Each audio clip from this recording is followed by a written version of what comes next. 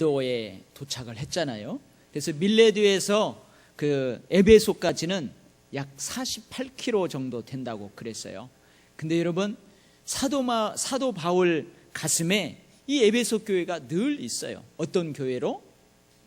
늘 그리운 교회로. 거기에서 오늘 이야기하는 것처럼 밤낮 쉬지 않고 그 교회를 하나님 보시기에 아름답게 든든히 세우고자 밤낮 눈물로 그렇게 목회했던 교회가 에베소 교회예요. 그러니까 에베소 교회에 가까이 왔기 때문에 얼마나 그 교회에 가보고 싶겠어요. 얼마나 그 에베소 성도들을 보고 싶겠어요. 근데 그럴 수가 없어서 밀레도라는 곳에서 에베소의 교회에 사람을 보내요. 장로님들을 다 불렀어요.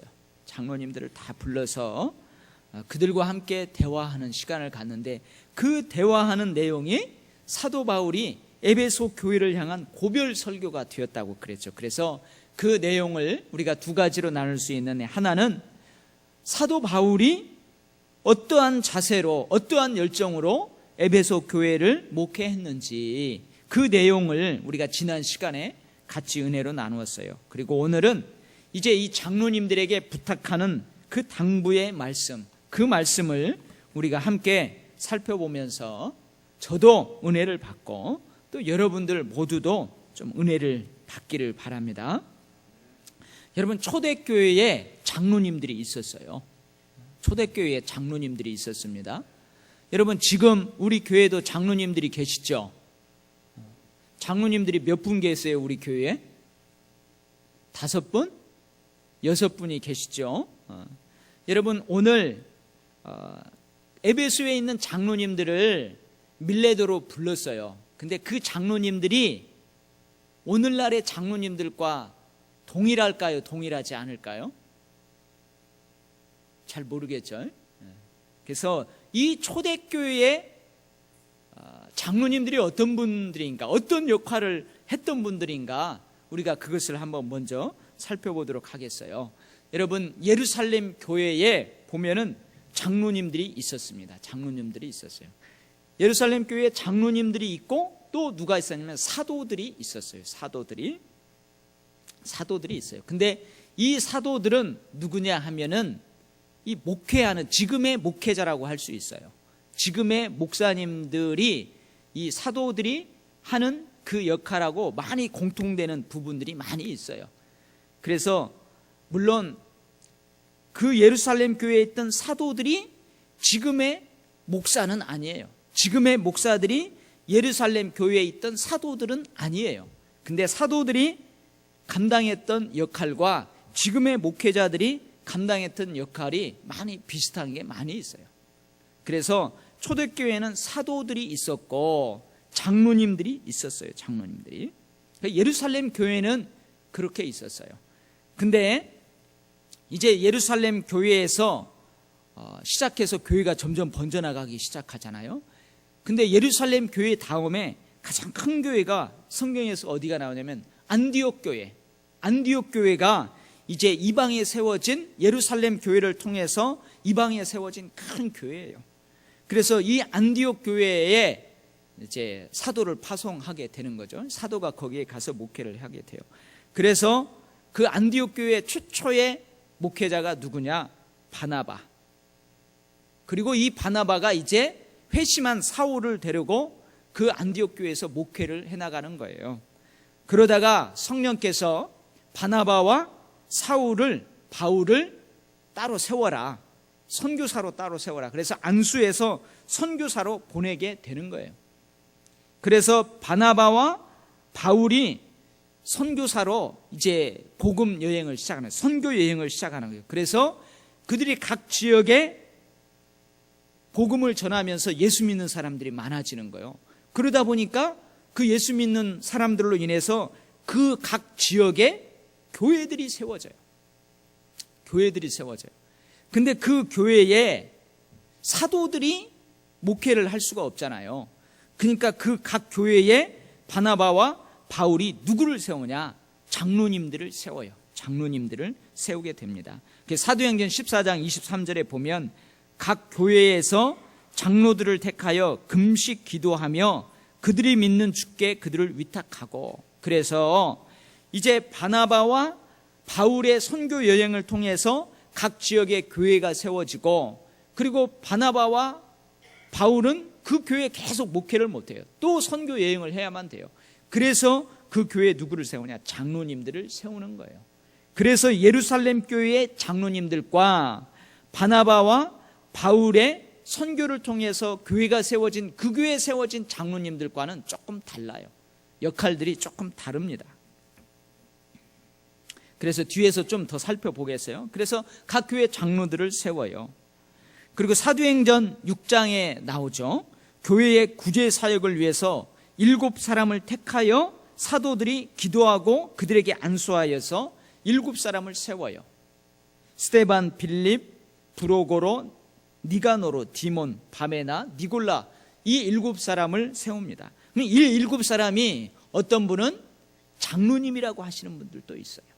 근데 어떤 사람은 집사님이라고 하시는 분들도 있어요. 근데 사도행전 21장 8절 말씀, 이튿날 떠나 가이사라에 이르러 7 집사 중 하나인 전도자 빌립의 집에 들어가서 머무니라.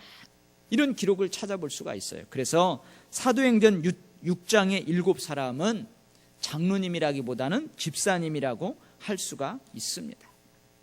그런데 이제 빌립보서 1장 1절 말씀, 그 말씀을 한번 제가 읽어드릴게요. 그리스도 예수의 종 바울과 디모데는 그리스도 예수 안에서 빌립보에 사는 모든 성도와 또한 감독들과 집사들에게 편지하노니, 이런 문구가 나와요. 그래서 빌립보 교회에 보면은 감독들이라는 직분이 나와요. 감독이라는 직분이 나와요. 또 집사라는 직분이 나와요. 그래서 우리가 이런 사도행전과 서신서를 통해서 초대교회에 사도라는 직분이 있었다는 것을 알 수가 있어요. 사도. 이 사도는 12사도를 이야기하는 거예요. 그 다음에 누구? 감독이라는 직분이 나와요. 감독이라는 직분. 그리고 장로라는 직분이 나와요.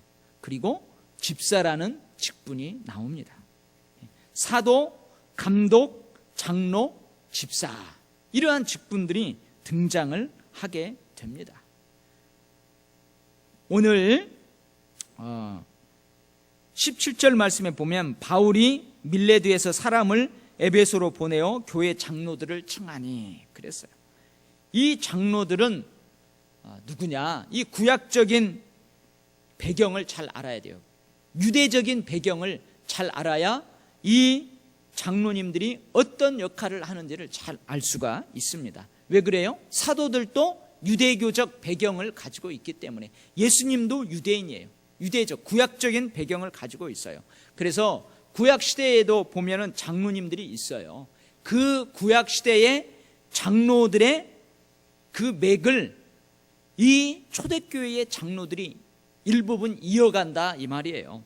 그래서 구약시대에 그 유대교의 장로들이 어떤 역할을 했는지 그걸 살펴볼 수가 필요가 있습니다. 그래서 구약의 장로들은 어떤 일을 했냐면 각 지파가 있어요. 12지파가 있잖아요.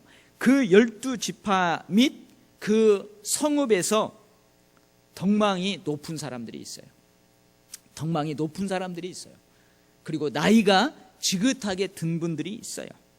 그래서 그 성읍에서, 그 지파에서 인격적인, 신앙적인 덕망이 있는 나이가 지긋한 분들, 이런 분들을 그 지파의 성읍의 대표자로 뽑았어요.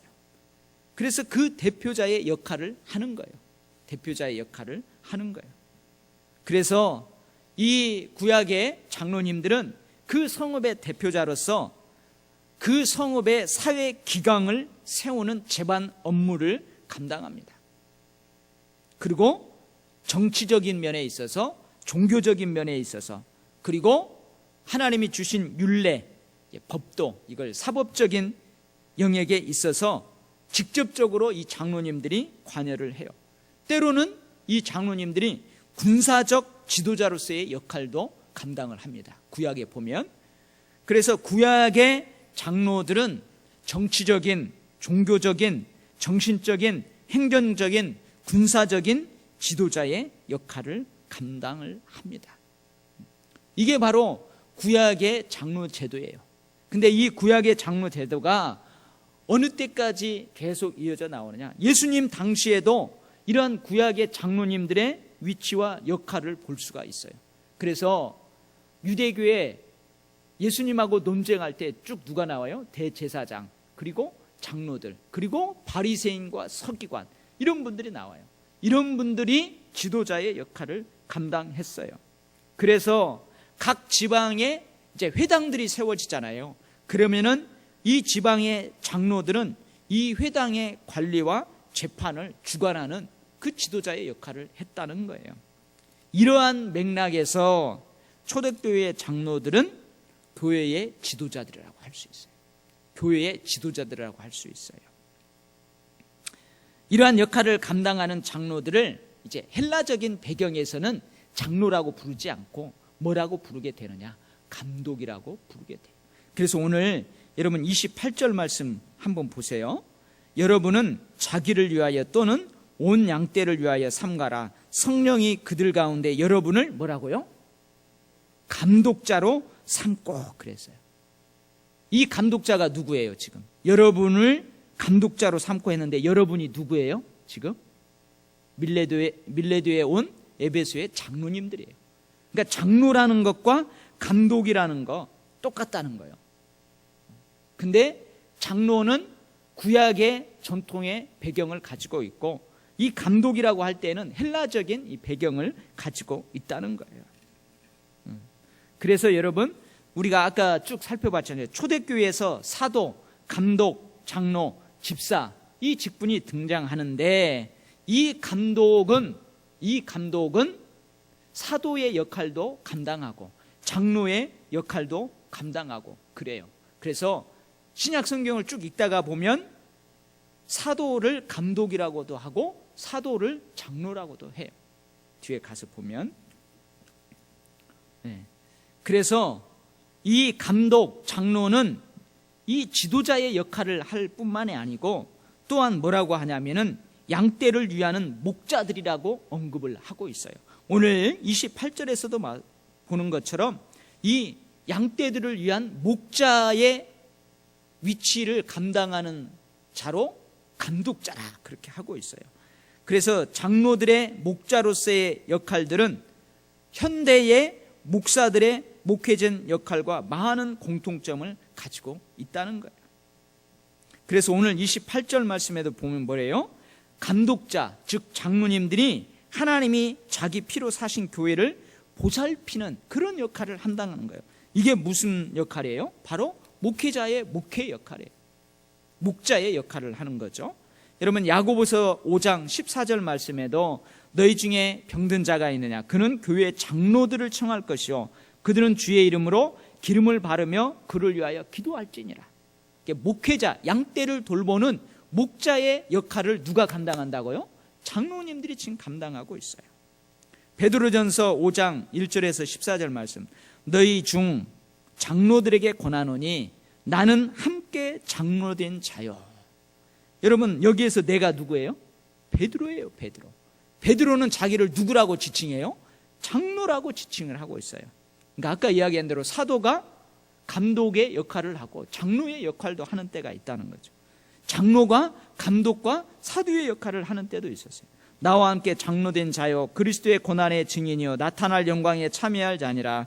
너희 중에 있는 하나님의 양무리를 취되 억지로 하지 말고 하나님의 뜻을 따라 자원함으로 하며 더러운 이득을 위하여 하지 말고 기꺼이 하며 맡은 자들에게 주장하는 자세를 하지 말고 양무리의 본이 되라. 그리하면 목자장에 나타나실 때에 시들지 않으냐는 영광의 관을 얻으리라. 이렇게 되어 있어요. 그러니까 이 초대교회 장로는 어떠한 일들을 했느냐? 첫 번째로 교회를 다스리고 가르치는 일을 했어요. 초대교회 이 사도행전에서 나오는 장로님들은 교회를 잘 다스리는 거예요. 그리고 가르치는 일을 했어요. 복음을, 하나님의 말씀을 잘 가르치는. 그리고 이 장로님은 감독이라고도 하는데 이 감독을 사도 또 목회자의 역할을 하는 직분 이러한 감독의 직분을 장로님들도 수행했다는 거예요. 사도와 장로직이 초대교회에 구별되기도 하면서도 오늘 베드로전서 5장 통해서 보는 것처럼 사도 자신을 장로라고 부르기도 한다는 거예요.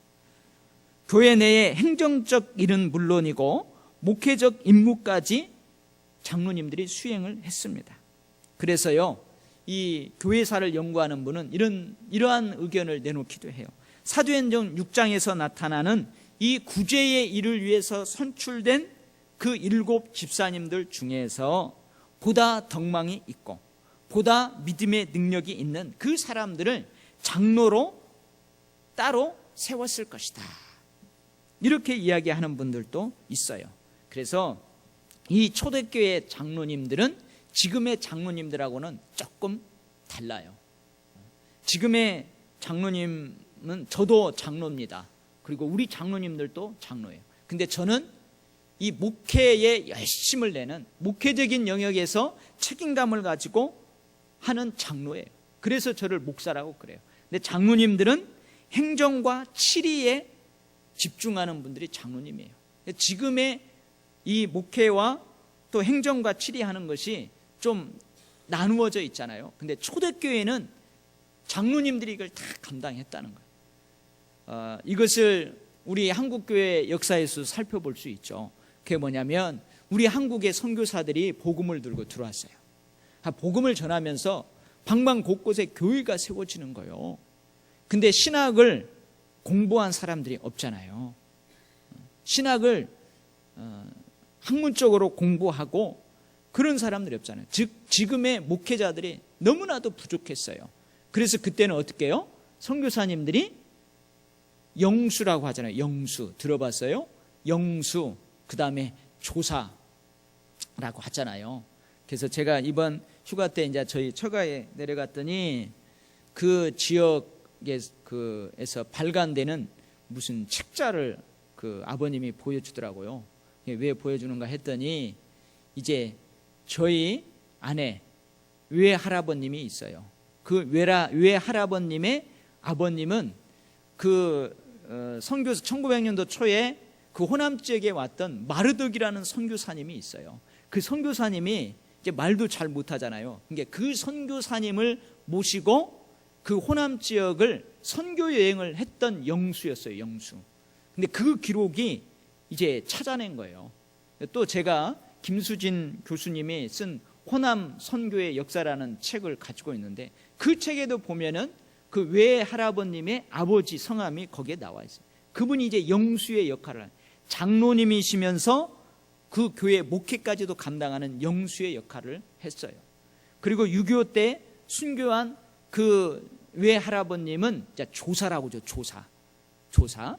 이 조사는 뭐냐면 교회 관리도 다 하고 교회 종도 치고 그리고 목사님이 안 계시기 때문에 예배도 인도하고 신방도 하고 이렇게 영수나 조사 그런 분이에요. 그래서 이제 외할아버님이 6.25 때 그 교회를 지키다가 이제 인민군에게 끌려가 가지고 총살을 당한 거죠. 그래서 제가 이번에 휴가 갈 때 이제 그 교회에서부터 끌려가 가지고 총살당한 그곳, 학생회 때는 우리가 늘 그때쯤 되면 이렇게 찾아다녔어요. 그래서 이번에는 아버지하고 저희 아이들하고 그곳을 한번 가봤는데요. 개발이 너무 많이 돼가지고 이제 흔적도 없어요. 어느 골짜기인지도 잘 모르겠어요. 이제 그러한 자료가 있어가지고 그 자료를 저에게 주더라고요. 그래서 우리 한국 교회 초기에 이제 이 초대교회 장로님들처럼 그런 역할을 하는 분들이 영수나 조사라고 할 수가 있습니다.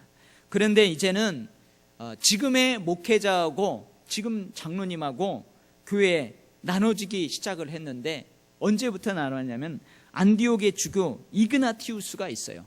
이제 안디옥이라는 그 지역에 이제 이그나티우스라는 분이 있어요. 이런 사람을 누구라면 초대 교부라고 그래요. 뭐냐면은 예수님, 그 다음에 12사도, 그 다음에 12사도의 제자들, 그 제자들을 이제 초대 교부라고 하는 거죠. 이 교부에 의해서 감독, 장로, 집사라는 직분이 구분되기 시작했답니다. 그래서 오늘날과 같은 교회의 직분 제도가 이제 마련되게 되었다고 그래요. 그래서 우리 총회 헌법에는 장로님들에 대해서 어떻게 기록을 하고 있느냐면 한번 여러분 들어보세요. 여러분, 우리 장로님과 저도 이 본문 말씀에서 은혜를 받아야 되지만 여러분들도 앞으로 내가 이 교회의 지도자로서 장로의 역할을 어떻게 감당하는가, 또 직분자로서 어떻게 역할을 감당하는가, 그걸 잘 은혜를 받아야 됩니다. 장로에는 두 가지가 있으니 설교와 치리를 겸하는 자를 목사라고 하고 치리만 하는 자를 장로라고 한다. 이게 설교와 치리를 겸하는 자를 목사, 이게 저도 장로인데 저는 목사라고 한다는 거예요. 그리고 치리만 하는 자를 장로님이라고 하는 거예요. 초대교회에는 장로님들이 목회도 하고 설교도 하고 다 했는데 이제 이게 나눠진 거죠. 목사는 예수 그리스도의 양인 교인을 양육하는 목자이며, 목사는 그리스도를 봉사하는 종 또는 사자이며, 목사는 모든 교인의 모범이 되어 교회를 치리하는 장로이며, 목사는 그리스도의 말씀으로 교인들을 깨우치는 교사이며, 목사는 구원의 복된 소식을 전하는 전도인이며, 목사는 그리스도의 설립한 율례를 지키는 자인 거로 하나님의 도를 맡은 청지기이다. 목사는 하나님의 말씀으로 교훈하며 성례를 거행하고 교인을 축복하며 장로와 협력하여 치리권을 행사한다. 이렇게 되어 있어요. 그 다음에 장로를 잘 들어보세요. 장로는 교회의 택함을 받고 치리회의 회원이 되어, 즉 치리회라는 건 뭐냐면 당회나 노회나 총회의 회원이 되어 목사와 협력하여 행정과 권징을 관장한다. 그럼 권징이 뭔가? 이건 뭐냐면 여러분들이 범죄했을 때에, 여기서 범죄라는 것은 뭐 국가의 법을 어기거나 그런 게 아니고 신앙적으로 교회 안에서 범법한 교인들, 그리고 직원은 뭐냐, 항존 직분자들, 그리고 치료회, 당회나 이런 것들, 그 다음에 그런 것들을 권고하고 징계하는 것, 이것이 권징이에요. 목적은 뭐냐면은 성도들이 신앙적으로 범죄하는 것을 방지하고, 또 교회가 거룩성을 지키고 교회가 질서를 유지하고, 그리고 모든 성도들이 올바른 신앙생활을 하기 위해서 이 권징이 필요하다는 거예요. 그래서 이것을 누가 주도하냐? 목사인 장로와 우리 장로님들이 함께 하는 거예요. 장로는 교회의 신령상 관계를 살핀다. 장로는 교인들이 교리를 오해하거나 도덕적으로 부패하지 않도록 교인을 권면한다. 장로는 권면하였으나 회개하지 않는 자가 있으면 당회에 보고한다. 이런 역할을 하시는 분들이 장로님들이에요. 그래서 오늘 본문의 에베소의 장로님들은 지금의 장로님들과 목사님들의 역할을 동시에 감당하는 사람들이라고 할 수가 있어요. 그러나 여러분, 지금의 장로님도 마찬가지예요.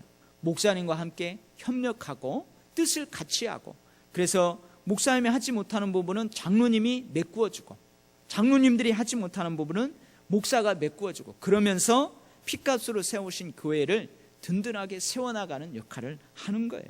자, 그러면은 오늘 이러한 역할들을 감당하는 분들을 위해서 사도 바울이 권면을 해요. 그래서 특별히 저하고 장로님들은 더 귀를 반짝하고 드려야 되고, 여러분들도 앞으로 내가 지도자로서 교회를 섬길 때에 저래야 되겠구나 하고 귀를 바짝 쫑긋하고 드려야 되고, 내가 앞으로 직분을 잘, 집사든 뭐든 구역장이든 권사든 어떤 직분이든 저렇게 잘 감당해야 되는구나, 그런 깨달음의 시간이 되기를 바랍니다. 오늘 28절에 보면은 뭐라고 그래요? 삼가라 그러죠. 삼가라. 잠깐만요. 삼가라 그래요. 첫 번째, 삼가는데 뭘 위해서? 자기 자신을 위해서, 감독자로서 장로로서의 자기 자신을 위해서 삼가라 그래요. 두 번째는 누구를 위해서 삼가라? 양떼들을 위해서 삼가라. 그러니까 자기 자신뿐만이 아니고 양떼들을 위해서 자기 자신을 삼가라는 거예요. 뭘 삼가라고 하느냐, 뭘 조심하라고 하느냐, 오늘 본문에는 잘 나와 있지 않지만 사도 바울이 쓴 서신서에 잘 나와 있습니다. 그래서 디모데 전서 3장 1절로 7절 말씀을 제가 한번 읽어볼게요. 미쁘다 이 말이여 곧 사람이 감독의 직분을 얻으려 함은 선한 일을 사모하는 것이라 함이로다. 그러니까 여러분, 장로의 직분을, 집사의 직분을, 권사의 직분을 사모하는 것, 이것은 선한 좋은 일을 사모하는 것이래요. 그래서 여러분 직분을 사모해야 됩니다. 그러므로 감독은, 자 지금부터 잘 들어보세요. 감독은 책망할 것이 없으며 한 아내의 남편이 되며 절제하며 신중하며 단정하며 나그네를 대접하며 가르치기를 잘하며 술을 즐기지 아니하며 구타하지 아니하며 오직 관용하며 다투지 아니하며 돈을 사랑하지 아니하며 자기 집을 잘 다스려 자녀들로 모든 공손함으로 복종하게 하는 자라야 할지며 사람이 자기 집을 다스릴 줄 알지 못하면 어찌 하나님의 교회를 돌보리요. 새로 입교한 자도 말지니 교만하여져서 마귀를 정죄하는 그 정죄에 빠질까 하며 또한 외인에게도 선한 증거를 얻은 자라야 할지니 비방과 마귀의 올무에 빠질까 염려함이라.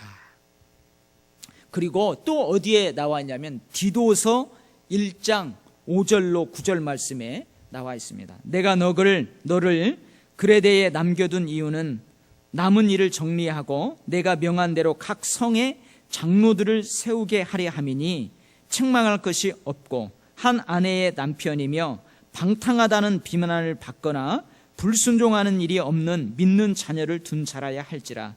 감독은 하나님의 청지기로서 책망할 것이 없고 제 고집대로 하지 아니하며 급히 분내지 아니하며 술을 즐기지 아니하며 구타하지 아니하며 더러운 이득을 탐하지 아니하며 오직 나그네를 대접하며 선행을 좋아하며 신중하며 의로우며 거룩하며 절제하며 미쁜 하나님의 가르침을 그대로 지켜야 하리니. 여기서 미쁘는 뭐냐면 신실한이래요. 신실한 하나님의 가르침을 그대로 지켜야 하리니 이는 등이 바른 교훈으로 권면하고 거슬려 말하는 자들을 책망하게 하려 함이라.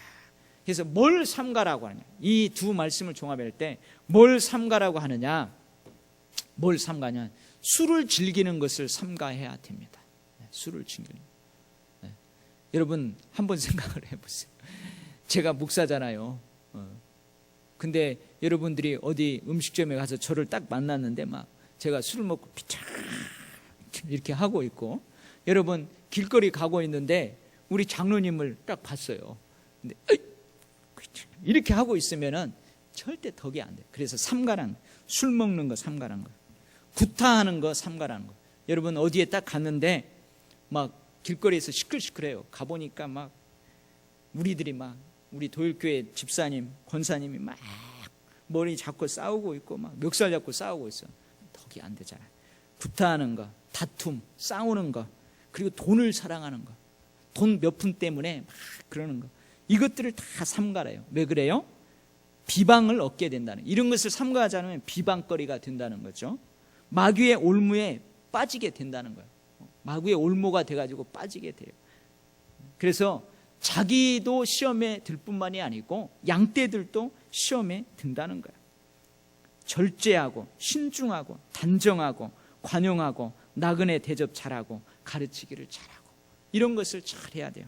특히 여러분 자기 집을 잘 다스려야 된대요. 자기 집을 잘 다스려요. 한 아내의 남편이어야 된대요. 두 아내의 남편이면 안 돼요. 세 아내의 남편이면 안 돼요. 한 아내의 남편이 잘 돼야 되고, 공손함으로 복종하는 자녀들로 자녀를 잘 양육해야 된대요. 양육해야 된대요. 자, 그럼 여기까지 하고 제가 어려운 질문 하나 하겠습니다. 여러분, 저를 이 말씀에 비추어 볼 때에 제가 100% 완벽한 것 같아요? 아닌 것 같아요? 네? 100% 완벽하지 않지요? 아니, 나를 뭘로 보고. 그래요, 100% 완벽하지. 여러분, 이 말씀에 지금 우리 교회 6분의 장로님을 다 비추어 보세요. 완벽해요? 완벽하지 않죠. 근데 왜 하나님이 목사로 세우시고, 오늘 보면은 여러분 28절에 보면은 삼가라 하고 성령이 그들 가운데 여러분을 감독자로 삼고, 여러분 성령이 그들을 장로로 뽑았어요? 누가 뽑았어요? 사도 바울과 바나바가 뽑았잖아요. 근데 누가 뽑았다고 그래요? 성령이 세웠다고 하잖아요. 우리도 이 교회의 제도를 통해서 우리가 세움을 받았지만 성령께서 역사하셔서 뽑은 거예요. 근데 여러분, 완벽하지 않은데 왜 성령께서 목사로 세우고 장로로 세웁니까? 이렇게 완벽한 사람은 없어요. 그러나 이것을 사모하고 가능하면 이 기준에 합당하고 이 말씀대로 살려고 하는 그런 사람을 세우는 거죠. 우리가 어떻게 완벽한 사람을 세워요? 그러나 내가 장로로, 내가 목회자로, 직분자로 세움 받은 다음에는 이 말씀대로 따라서 살려고 해야 된다는 거예요. 근데 만약에 내가 직분을 받고도 막 술을 너무 잘 먹어버린다든지, 싸움을 너무 잘한다든지, 돈을 너무 사랑한다든지, 다툰다든지, 이러면 안 되죠. 그죠? 그 전에는 설령 좀 부족감이 있더라도 그 부족감을 자꾸 그냥 이 모양 이대로 있으려면 안 돼요. 자꾸 내가 성장하고 성숙해 가려고 해야 되는 거죠. 그래서 많은 사람들이 그런 사람이 있어요. 직분을 사모하면서도 내가 이 말씀에 비추면 너무 부족한데 그런 사람을 직분자로 세워야 돼요, 사실. 그죠? 사모함을 있으면서도 내가 장로로, 권사로, 집사로 하나님의 핏값으로 세운 이 교회를 잘 섬기고 싶은데 내가 말씀에 비추면 너무나 부족하고 연약하고 내가 감당할 수 있을까? 이런 마음이 있는 사람을 세워야 돼. 근데 사모함도 없고 그러면서도 뭔가 좀 자기는 다른 사람에 비해서 괜찮다, 이런 사람 직분자 세우면 골치 아픕니다. 그래서 이런 마음을 가져요. 그래서 삼가라, 사도 바울이 권면하는 거예요. 삼가라. 그 다음에 두 번째는 보살펴라 그래요. 보살펴라고. 하나님이 자기 피로 사신 교회를 보살펴라. 권세를 부리는 자가 아니라 교회를 돌아보는 자, 살피는 자가 되라는 거예요. 다스리는 직무와 더불어서 돌보는 직무 모두에게 충실해라, 그 말이에요. 여러분, 목사가 되고 장로가 되면 거기에 걸맞는 권위를 하나님이 주셔요. 권세가 있으죠. 지도자로서의 그 권위가 분명히 주어져 있어요. 그러나 그 권위만을 가지고 권위를 부리고 권세를 부리고 교회를 돌보지 않고 보살핀 일은 뒤로 밀어버린다면 안 된다는 거예요. 보살피는 일도 하라는 거예요. 당회에서 결정만 하고 봉사는 하지 않고 다른 사람들이 일을 잘하는지 그 여부를 감독만 한다면 안 된다는 거예요. 우리가 당회에서도 결정하고 그러면은 나도 같이 봉사하고 다른 사람들과 함께 더불어서 이 일을 잘 할 수 있도록 나도 거기에 뛰어들어서 하고 목양하고 목자로서의 양을 돌보는 그런 일들을 같이 해야 된다는 거예요. 그렇게 하라는 거예요, 오늘. 그 다음에 사나운 일대들로부터 양떼를 보호하라는 거예요. 미혹하는 거짓 선지자들에 대해서 주의하라는 거예요.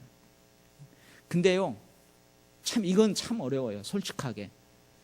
교회에서 가장 귀가 어두운 사람들이 누구냐면은 목회자와 장로님들이에요. 잘 안 들어오죠. 잘 안 들어와요.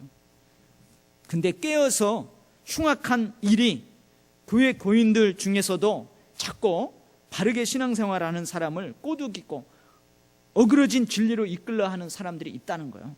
그러한 것을 잘 보라는 거예요. 그래서 깨어 있어야 되고 영적으로 민감해야 되고 늘 파수꾼처럼 그렇게 깨어 있어야 돼요. 사도 바울이 그렇게 했다는 거예요. 3년간 각 사람에게 훈계하다는 것을 기억해라. 마음이 아프지만 자꾸 미혹되는 사람들, 교회 안에서 어그러진 말을 하는 사람들 3년 동안 눈물로 훈계해야 돼요. 이러면 훈계가 좋은 거예요, 안 좋은 거예요? 별로 안 좋은 거예요. 근데 사도 바울이 그렇게 했던 것처럼 장로님들도 그렇게 양떼들을 보호하면서 훈계하라는 거예요. 훈계해서 절대 미혹돼 가지고 다른 길로 가는 사람들 없도록, 교회 안에서도 어그러진 말을 해가지고 자꾸 열심을 내는 사람들, 그렇게 열심을 빼앗아 버리고 다른 길로 가게 하는 그런 사람들 없게 그렇게 하라는 거예요. 그 다음에 오늘 보면은 사도 바울이 뭐라 하면 하나님과 그 은혜의 말씀께 너희들을 부탁한다, 그렇게 되어 있어요. 32절 말씀에 지금 내가 여러분을 주와 및 그 은혜의 말씀에 부탁하노니 그 말씀이 여러분을 능히 든든히 세우사 거룩하게 하심을 입은 모든 자 가운데에서 기업이 있게 하시리라. 이 말을 바꾸면 뭐라는 말이에요? 늘 장로님들은 하나님의 은혜 안에 거하십시오. 늘 하나님의 말씀 안에 거하십시오. 늘 주님 안에 거하십시오. 그 말이에요. 그래서 그 말씀에, 그 하나님의 은혜에, 그 주님께 여러분을 부탁합니다. 그 말이죠. 늘 하나님의 은혜와 말씀이 여러분들을 능히 든든히 세울 것입니다. 그렇지 않으면 무너진다는 거예요. 그렇지 않으면 기업이 없다는, 상급이 없다는 거예요. 주 안에서 늘 하라. 그래서요, 우리 리더자들은, 직분자들은 더 하나님의 은혜를 충만하게 받아야 되고 늘 말씀 안에 거해야 됩니다. 그 다음에 세 번째는 물질 문제예요. 우리 아까 디도에서 그랬죠. 탐내지 말라는 거예요. 탐내지 말라는 거예요. 돈을 탐내지 말고 일절 깨끗함으로 하라. 돈을 탐내지 말고 일절 깨끗함으로 하라. 사도 바울이 본을 보여주었어요. 여러분, 사도 바울이 교회로부터 생활비를 지원받고 선교비를 지원받을 수 있어요, 없어요? 있어요. 고린도전서 9장 9절 말씀에 보면 있어요. 다른 사도들처럼, 다른 전도자들처럼 그렇게 할 수 있어요. 사도 바울도 결혼해서 그 아내와 함께 선교여행을 갈 수 있어요. 그러나 사도 바울은 그렇게 하지 않습니다. 바울은 특별한 상황에서 그렇게 할 수 있는 권리를 쓰지를 않아요. 그러면서 자비랑으로 선교를 했다는 거예요. 그러니까 장로님들도, 지금 여기서 목회자 역할을 감당하는 이 에베소의 장로님들도 권리가 있다는 거예요. 사례비를 받고 사역비를 받고 교회를 그렇게 섬길 권리가 있다는 거예요. 그러나 그 권리를 내세워가지고 돈을 탐내는 일에 막 그렇게 하지 말라는 거예요. 오히려 수고하여 약한 사람들을 도와주고 주는 것이 받는 것보다 복이 있다. 그렇게 하래요. 여러분, 저는 목회자입니다. 대부분 여러분, 누가 저하고 식사하자고 하면은 제가 돈을 내요? 다른 저하고 식사한 상대방이 돈을 내요? 대부분 여러분, 그래. 저번에도 막 장로님들이랑 같이 식사를 하는데, 저도 이제 장로님들 대접하고 있는데, 한 장로님이 목사님을 밀쳐내면서, 목사님은 이런 거 하는 거 아니라고. 이건 장로들이 하는 거라고. 장로님이 계산을 하시더라고요. 그러니까 대부분 목회자들은 이 대접만 받지, 이 대접하는 기회가 별로 없어요. 근데 여러분, 한번 이 대접하고 나면은 이렇게 뿌듯함이 있어요. 그러니까 여러분, 혹시 어디 식당에 간다든지 뭐 한다든지 해갖고 제가 오늘은 밥 사겠습니다 그러면은 그냥 못 이긴 척하고 한번 받으세요. 근데 이건 기회입니다. 목회자한테 대접받으면 나중에 하나님한테 배나 갚아야 되는 줄 믿습니다. 그래서 이 우리들을 이렇게 참 그래요. 목회자들은 가만히 보면 대접하는 경우보다 대접받는 경우가 많아요. 거기에 자꾸 익숙해지는 것 같아요. 저 자신도 그러는 것 같아요. 처음에 제가 청년들을 할 때는요, 청년들이 목회자 대접하는 거 몰라요. 제가 청년사회를 9년 했다고 그랬잖아요. 여러분, 맛있는 거 먹잖아요. 이렇게. 근데 탁 차려놨잖아요. 청년들은요, 목사님이 잘 안 먹고 있잖아요. 그럼 목사님 싫어하는가 보다 해가지고요, 저기 앉아있던 놈이 일어서 갖고 목사님 앞에 와서 다 가져가요. 청년들은 그래요. 이 녀석들은 직장 생활해도 목사님들 뭐 챙길 줄 몰라요. 그냥 목사님이 늘 집에 부르고 뭐 하면은 목사님이 그 청년들 하고 그래요. 그게 제가 이제 익숙해진 거예요. 그리고 여러분, 또 여기 잔소리 같지만 여러분들 제가 이렇게 악수 잘 못하고 이렇게 못하는 것도 9년간 여러분, 제가 청년, 여러분 보세요. 여러분 딸이 있어요. 딸이 있는데 제가 목사예요. 근데 딸이 청년이야. 근데 교회 마당에서 제가 여러분 딸하고 악수하면서 등을 토닥토닥 해주고 막 친근하게 하고 있는데 멀리서 보세요. 오해할 수 있어요. 우리 목사님이 그럴 수 있어요. 그러다 보니까 제 청년 사역을 하다 보니까 악수하는 것도 익숙하지 않고 그러는 것이 익숙하지 않아요. 10년간을 했다니까요. 그리고 이제 작년 사역을 시작을 했어요. 근데도요, 이게 잘 안 돼요. 지금도 잘 안 돼요. 그러니까 여러분들이 저를 이해해야 돼요. 그래서 제가 이제 작년 사역을 딱 시작을 했습니다. 2005년도에 딱 작년 사역을 했는데요. 이제 그 교구에서 목사님이 처음 오니까 모신다 해갖고 권사님 집에 상을 쫙 차려놨어요. 딱 갔는데요, 제가 딱 갔어요. 오라고 그래요. 갔더니 권사님들 쫙, 장로님들 다, 제가 문을 열고 딱 들었더니 다 일어서시는 거예요. 저보다 연세가 얼마나 많이 있어요. 다 일어서는데요, 적응이 안 돼요. 적응이. 그러더니 목사님 이리 앉으세요. 근데 상을 차렸는데 제일 상석 거기에 자부동을 탁 깔아놓고 거기 앉으라는 거예요. 제가 황송해가지고 나 여기 안 앉아도 없고 가운데 앉고 싶다 했더니 거기 앉아야만 된대요. 제가 앉으니까 나머지 쫙 앉으세요. 제가 기도하고 이제 식사 기도를 하고 이제 식사를 하는데 전부 식사를 안 드는 거예요. 숟가락하고 젓가락을 안 들고 계세요. 가지고 드시라고 왜 안 들고 계시냐고 그랬더니 목사님이 들어야 든다는 거예요. 청년 때는 이런 거 없었어요. 뭐 목사님이야, 자기들 그냥 먼저 들죠. 근데 들으라는 거예요. 그래서 제가 들었어요. 들으니까 다들 식사를 맛있게 하는데요, 또 제가 희한한 걸 봤습니다. 제 가까이에 이제 권사님들이 이렇게 장로님들이 앉아 계신데 제가 젓가락 가지 않은 음식은 안 드시는 거예요. 왜 안 드세요? 근데 가만히 보니까 제가 젓가락을 딱 대야 그 다음부터 그걸 대시는 거예요. 그래서 내가 이거 적응이 안 됐어요. 적응이 안 돼요. 그리고 제가 가면 딱 앉으면 항상 제 주위는 권사님들이 앉아야 되고, 이게 적응이 잘 안 되는 거예요. 아무나 앉아도 괜찮은데 이게 적응이 안 돼가지고요, 이 적응하는데 2-3년이 걸렸어요. 2-3년. 근데 지금은 이제 뭐예요? 너무나 익숙하죠. 너무나 익숙해요. 자꾸 타락하는 건 아닌가. 너무 익숙하고 꼭 그러지 않으면 이제 이상하게 보이고, 이게 너무나 이제 타락하는 건 아닌가. 그런 생각이 드는 때도 가만히 있어요. 가끔 있어요. 그러니까 여러분, 여러분들이 제가 너무나 막 그러면은 살짝 이렇게 이 얘기도 해 주셔야 됩니다. 그래서 어떻게 해요? 지도자들은 주는 것이 받는 것보다 복이 있다. 그리고 늘 이렇게 한 10번 베품을 받았으면 한 번은 베풀 줄 알고 그런 마음을 가지라는 거예요. 이게 사도 바울의 권면입니다. 그리고 여러분 36절부터 38절 말씀을 보세요. 장로님들에게 사도 바울이 그렇게 권면을 합니다. 다 그렇게 하고 36절 말씀 같이 읽어봐요. 시작. 이 말을 한 후 무릎을 꿇고 그 모든 사람들과 함께 기도하니. 그렇게 한 다음에요, 장로님들하고 같이 무릎을 꿇고 손을 잡고 기도합니다. 에베소 교회를 위해서 기도하고, 장로님들은 사도 바울을 위해서 기도하고, 사도 바울은 장로님들을 위해서 기도하고, 성도들을 위해서 기도하고, 뜨겁게 기도하는 모습 그려져요? 그려져요? 어떻게 보면은 사도 바울이 무릎 꿇고 가운데 앉아 있고 장로님들이 쭉 삥 둘러서서 무릎 꿇고 그렇게 기도하는지도 몰라요. 아니면은 가운데에 그 사도 바울을 세워놓고 장로님들이 쭉 둘러서서 사도 바울을 위해서 간절히 기도했는지도 몰라요. 그렇게 간절히 기도하는 모습. 그 다음에 어떻게 해요? 다 기도까지 끝나고 권면도 받고 이제 일어서서 간대요. 그러니까 다 우는 거예요. 장로님, 이제 보면 언제 볼까요? 우는 거예요. 목사님, 언제 볼까요? 목을 끌어안고 웃고 볼을 막 입맞춤하고 막 못 놓아주는 거지. 자, 가야 됩니다. 이러지 마세요. 못 놓아주는 거예요. 다시 그 얼굴을 보지 못하리라.